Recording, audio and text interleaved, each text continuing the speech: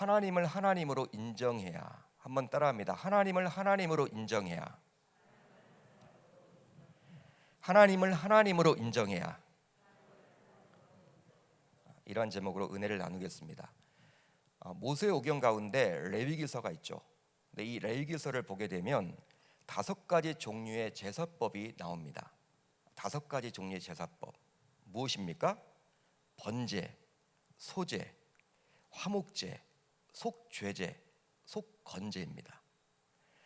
번제는 말 그대로 제물을 태워서 그 향기를 하나님 앞에 올려드리는 제사예요.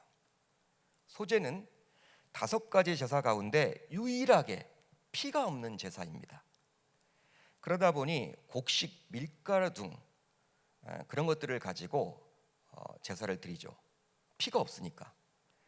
화목제는 교제하는 제사로서 번제 혹은 소제와 다른 점이 있다면 의무감에서 드리는 제사가 아니라 자발성이 대단히 중요합니다. 자발적으로 자원해서 드리는 제사가 바로 이 화목제입니다. 그리고 속죄제는 어떤 의미에서는 가장 중요한 제사인데 그 이유가 무엇이냐? 우리의 죄 문제를 해결하기 위해서 하나님 앞에 드리는 제사이기 때문이죠. 시간이 없고 또 재물이 없어서 딱 5가지 제사 가운데 한 가지를 드려야만 한다. 여러분, 어떤 제사를 드려야만 할까요? 속죄제. 죄 문제를 해결하는 것이기 때문에. 또 마지막으로는요, 속건제가 있는데 이 속건제는 우리의 범죄가 고의적인 범죄였든 혹은 비고의적인 범죄였든 간에 하나님이나 사람에게 또 이웃에게 가시적인 손실을 입혔을 때 드리는 제사가 바로 속건제입니다. 배상에 관련된 제사를 말하는 것이죠. 쉽게 말하면 하나님께서는 이 5가지 제사법을 주심으로 자신의 백성들로 하여금 다음과 같이 깨닫도록 한 거예요. 바로 번제를 통해서 하나님 자신의 희생을 저와 여러분들에게 가르쳐 주신 것입니다. 또 소제를 통해서는 하나님을 향한 우리의 헌신을 나타내 주셨고요.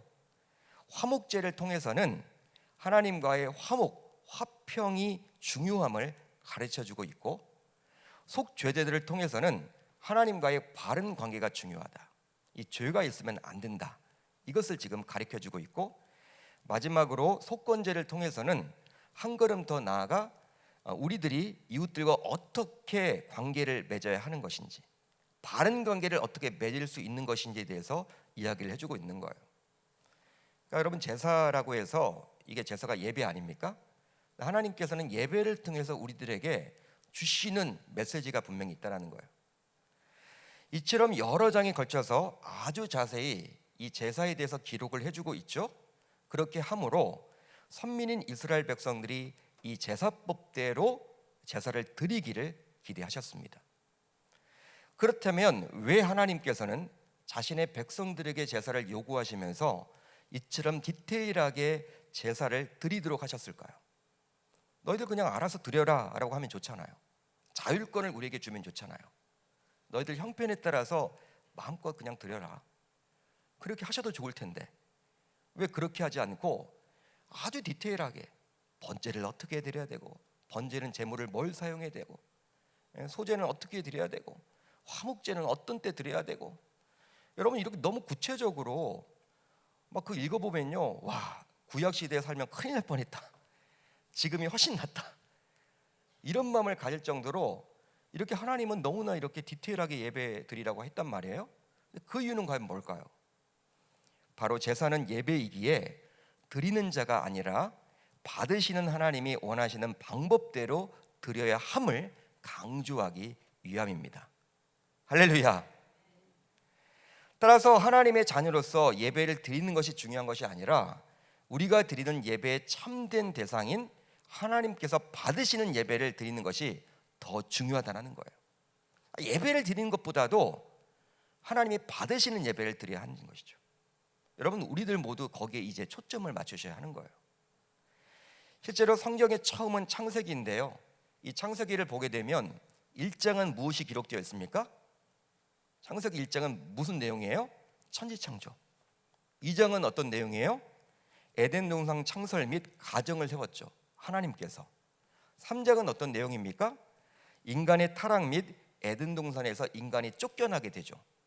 4장에 들어서 이제 1, 2, 3장 끝나고 4장에 들어서 바로 가인과 아벨을 통해서 하나님께서 예배를 받지 않으시기도 하시고 받기도 하신다. 그것을 보여주고 있어요. 즉 그만큼 하나님께서는 처음부터 예배를 강조하고 있음을 알 수가 있는 것이고, 또 예배라고 해서 모든 예배가 같지 않고 받지 않으시는 예배도 분명히 있음을 저와 여러분들에게 보여주고 있는 거예요. 창세기 시작부터 그 예행을 합니다. 이 가인과 아벨 예배 이야기를 하잖아요. 그러니까 예배 이야기로 시작을 해서 예배 이야기로 맞춰지는 것이 바로 성경이에요. 바로 아담과 하와의 동일한 아들이었지만 가인의 예배는 받지 않으셨고 동생 아벨의 예배는 하나님께서 받으셨기 때문이죠. 그러니까 예배가 얼마나 중요한지 몰라요. 그러기에 우리는 예배를 드리는 것도 물론 신경을 앞으로 써야 하겠지만, 그것보다 더 관심을 기울이고 신경 써야 할 내용이 있다면 바로 내가 드리는 예배를 하나님이 기뻐 받으실까, 하나님이 흠납하실까, 흠양하실까, 좋아하실까, 그것을 항상 염두에 두고 예배를 드려야 할 줄 믿습니다. 자, 오늘 우리가 살펴보고 있는 본문 이사야 1장은요, 우리가 여러분 살펴보고 있는데 이사야가 어떤 사람인지를 좀 알아야 되겠죠. 예수님보다 약 750년 전에 활동했던 선지자였습니다. 기원전 인물이었어요. 그런데 오늘 말씀을 제대로 이해하기 위해서는 당시의 시대적인 상황을 우선 알아야만 합니다. 북이스라엘은요, 오랜 기간 동안 하나님이 원치 않았던, 즉 타락의 길을 걷다가 결국 아수르에 의해서 망하게 되었어요. 그런 시기에 이사야는 남유다에서 선지자로서 하나님의 말씀을 대언했던 선지자였죠. 그렇다면 당시 남유다의 형편은 어땠을까요? 이미 여러분 북이스라엘은 망했습니다. 남유다만 남았단 말이에요. 그 당시 남유다의 형편은 어땠을까요? 남유다는 마치 현재 우리나라와 같은 처지에 놓여 있다고 볼 수 있습니다. 지금 우리의 처지를 보게 되면 어때요? 우리나라 주변에 세계적인 강대국들이 에워싸고 있는 형편이죠. 미국, 중국, 일본, 러시아. 이 네 나라는요, 세계적으로 여러분 알아주는 나라들이잖아. 미국, 최강대국, 중국, 러시아, 일본. 근데 우리나라는 지형학적으로, 환경적으로 이 네 나라와 연관이 되어 있어요. 근데 미국은 자국의 잠재적인 위협이 될 수도 있는 중국의 부상을 경계하고자 우리나라에게 자신의 편에 서라고 지금 계속해서 이야기를 하고 있죠. 말로 여러분 직접 하지는 않지만 계속 여러분 외교적으로 지금 그거 아닙니까? 중국 편에 설래, 우리 편에 설래. 미국은 지금 그 얘기를 하고 있는 거예요. 즉 일본처럼 호주처럼 인도처럼 우리 편에 서라, 그 이야기를 미국이 지금 하고 있어요. 하지만 우리나라는 수출로 먹고 사는 나라로서 세계 최대 시장인 중국을 포기할 수도 없는 노릇이고, 또 북한과 통일을 하려면 중국의 도움이 절실히 필요하다고 여기기에 우리나라는 미국 편에서만 설 수도 없기에 애매한 입장을 취하고 있죠. 대단히 애매한 입장을 취할 수밖에 없어요. 그렇다고 해서 또 한반도의 안보가 중요한데 미국이 아니라 경제 논리만을 내세워서 중국 편에 설 수도 없는 입장입니다. 이러지도 못하고 저러지도 못하는. 당시 남유다의 상황도 지금 우리나라와 비슷했습니다. 바로 북이스라엘을 무너뜨린 중동의 강자였던 아수르. 아수르가 여러분 있습니다. 막 남유다를 침공하려고 그래. 이미 북이스라엘은 이 아수르에 의해서 멸망을 당했죠.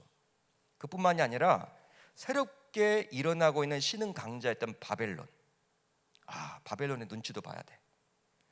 거기에다가 남쪽의 고대 강자인 애굽, 이 3개국이 서로 으르렁거리면서 호시탐탐 싸우고 있는 입장이고, 이 남유다에게 서로 자기 편이 되어달라고 이야기를 하고 있는 입장이에요.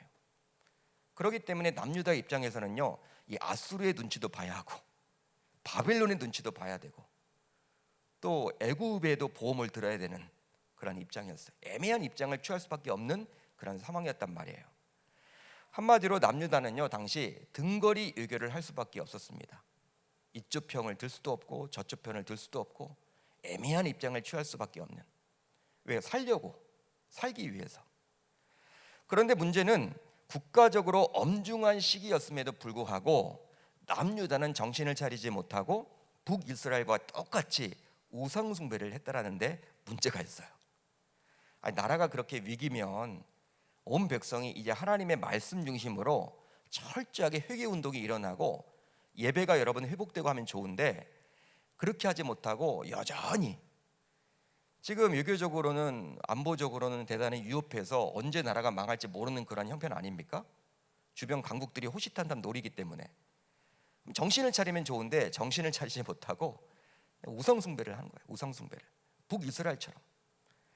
한마디로 제사장과 같은 종교 지도자일 뿐만 아니라 왕과 같은 최고 통치자로부터 평범한 백성들에 이르기까지 하나님의 말씀에 섰다는 행동을 일삼았습니다. 물론 남유다는 북이스라엘과 달리 왕 가운데서 일부는 하나님께서 인정했던 착한 왕, 선한 왕들이 있었습니다. 그때는요 이제 회복이 좀 일어나죠. 회개 운동이 일어나고 개혁이 일어나고. 근데 그때뿐이에요.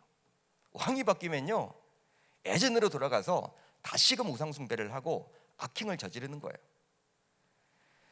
이제 이런 남유다 백성들에게 우리 하나님께서는 다음과 같이 말씀하시는데요. 하늘이여 들으라, 땅이여 귀를 기울이라. 여러분 이건 뭐예요? 잘 들으란 말이죠. 하늘이여 들으라, 땅이여 귀를 기울이라. 집중해서 들으라는 말이에요. 여호와께서 말씀하시기를 내가 자식을 양육하였거늘 그들이 나를 거역하였도다. 소는 그 임자를 알고 나귀는 그 주인의 구유를 알건만은 이스라엘은 알지 못하고 나의 백성은 깨닫지 못하는도다 하셨도다. 슬프다. 범죄한 나라요, 허물진 백성이요, 행악의 종자요, 행위가 부패한 자식이로다. 그들이 여호와를 버리며 이스라엘의 거룩하신 이를 만홀히 여겨 멀리하고 물러갔도다.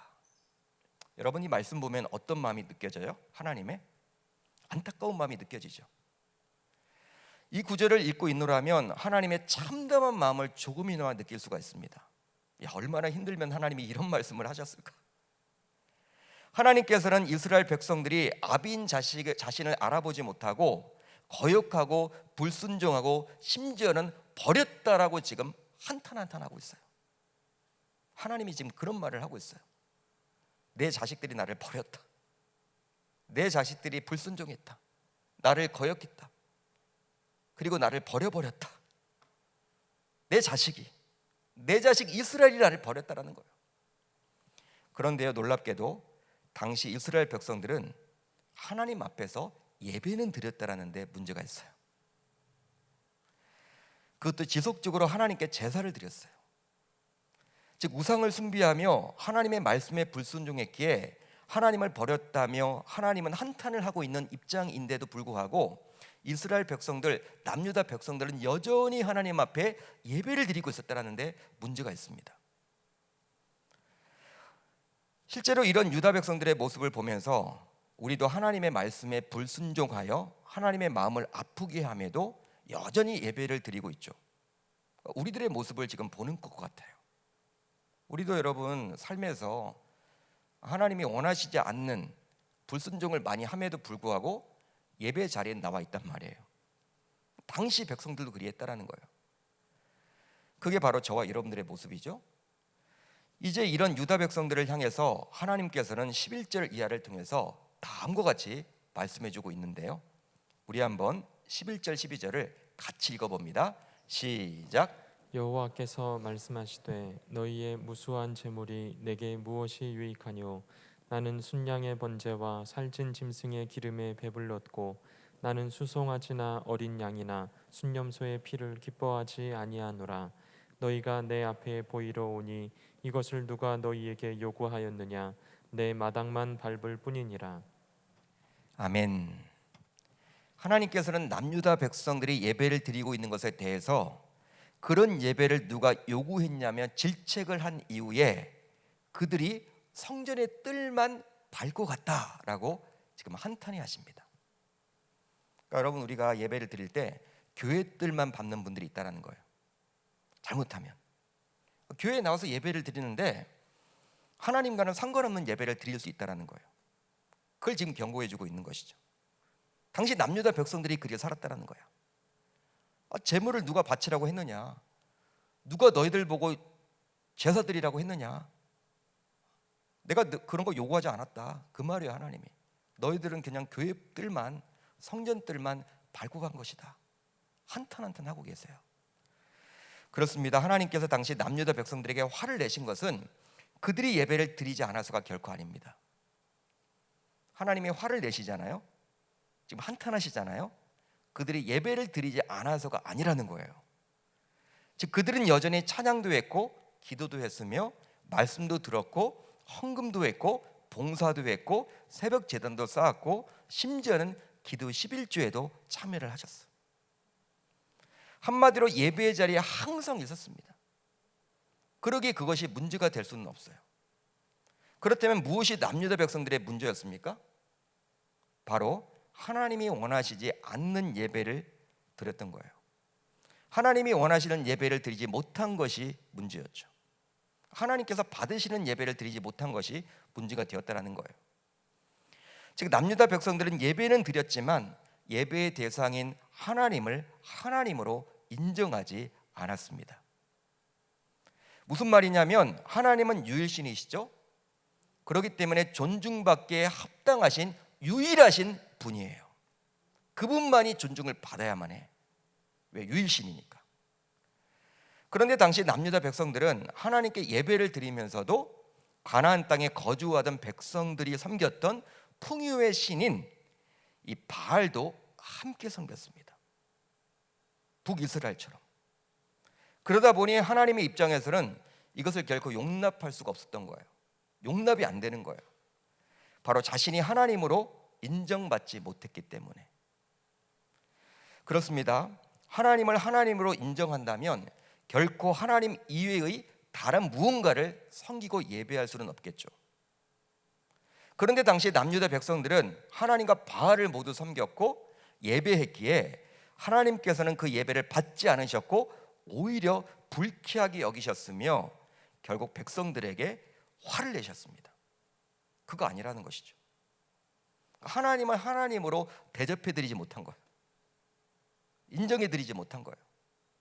여러분, 하나님을 하나님으로 인정한다는 것은요, 그분만을 여러분 바라보고 섬겨야 하는데 다른 것에 눈을 두어서는 안 되는데 당시 남유다 백성들은 하나님 앞에 나와서 하나님을 바라보면서도 한쪽 눈은 지금 어디가 있어요?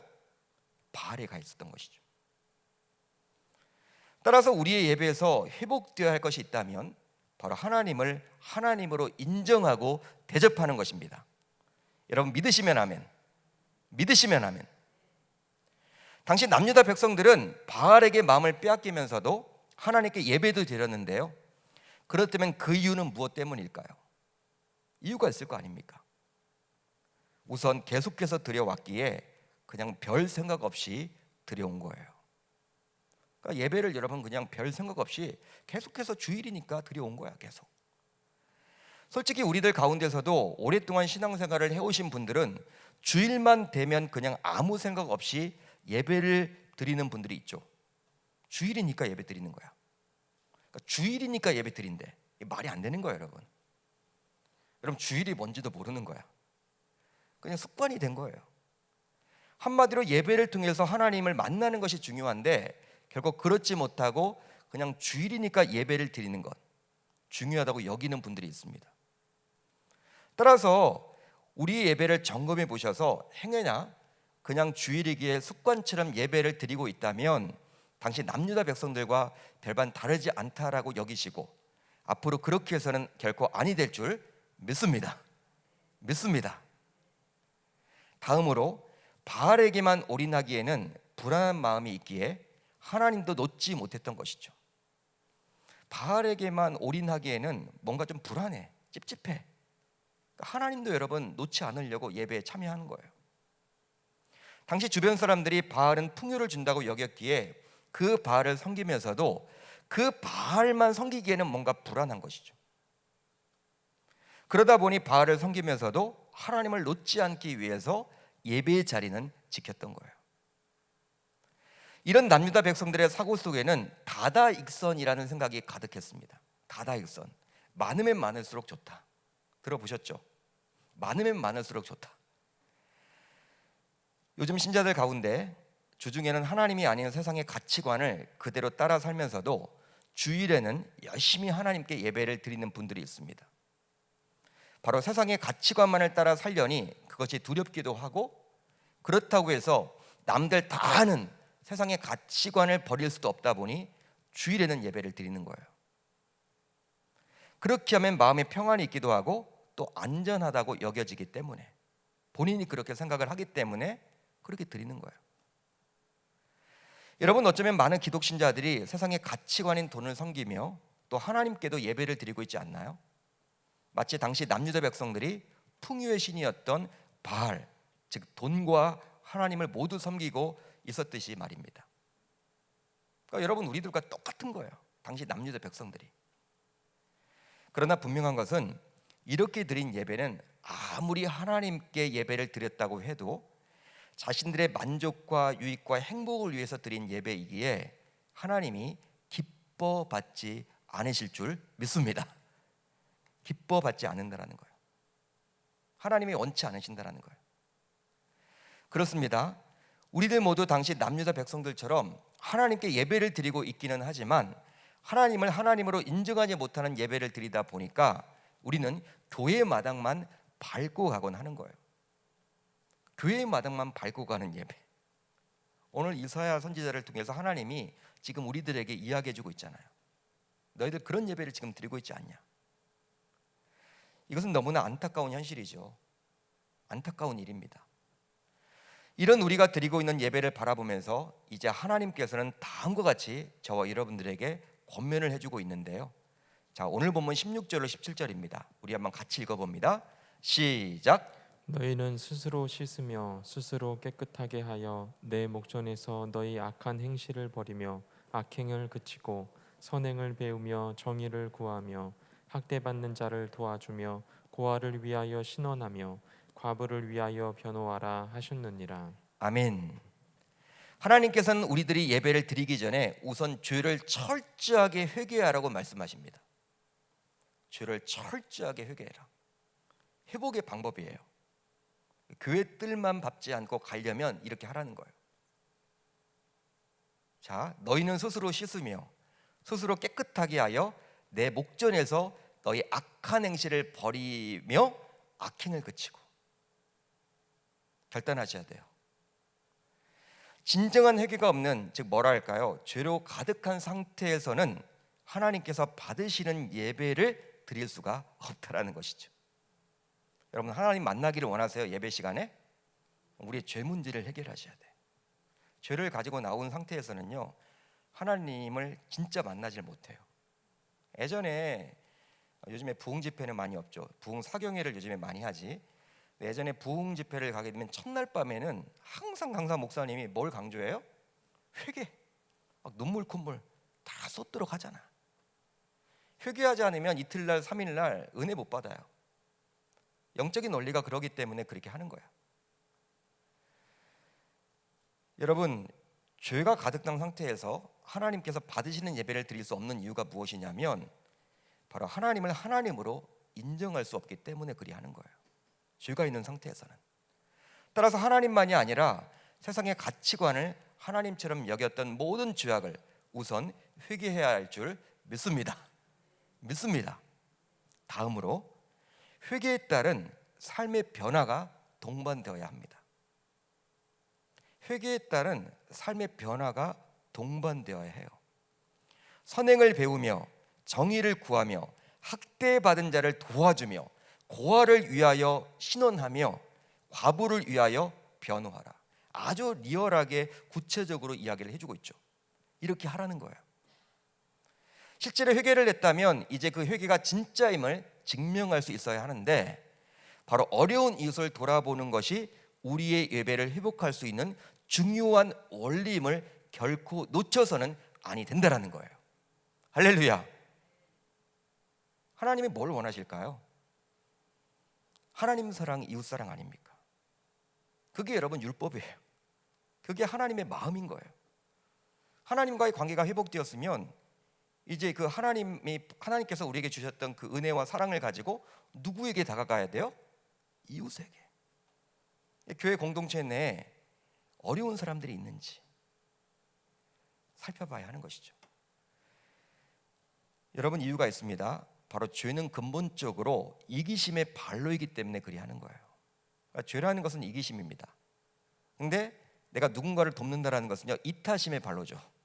그걸 여러분 의도적으로 의지를 가지고 그렇게 해보세요. 그렇게 되면 악은 스스로 파멸하게 되어 있어요. 쉽게 말하면 하나님의 정의가 이웃을 돌보는 선행으로 강력하게 실천이 된다면 악은 스스로 파멸한다는 것이죠. 실제로 고통받는 이웃을 돌보는 것이 진짜 참된 예배를 드릴 수 있는 요인이 됨을 예수님의 비유를 통해서 알 수 있는데요, 바로 누가복음 10장에 나오는 선한 사마리인의 비유를 통해서 알 수 있습니다. 다 들어보셔서 아실 거예요. 선한 사마리인의 비유.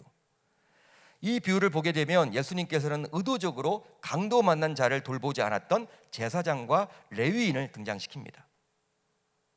강도 만난 자를 돌보지 않았어. 레위인과 제사장. 반면에 또 강도 만난 자를 돌봤던 사마리아인을 등장시키죠.